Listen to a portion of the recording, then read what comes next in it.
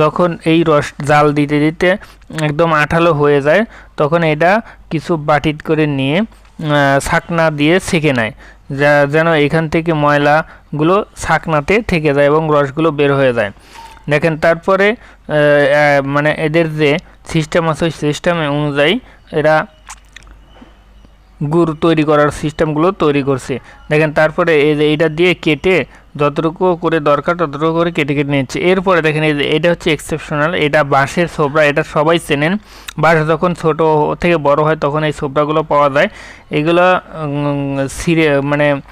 ছিঁড়ে নিয়ে আসার পরে দেখেন এইখান থেকে মেশিন দিয়ে সুন্দরভাবে ছোবড়াগুলো পরিষ্কার করে তারপরে এই মেশিন দিয়ে এখানে ওরা ওদের সিলটা লাগিয়ে দেয় যে কোন কোম্পানির গুড় এগুলো। এই যে দেখেন তারপরে ছোবড়াগুলো থেকে সুন্দরভাবে পরিষ্কার করে নিয়ে আসে এবং এই ছোবড়ার মধ্যে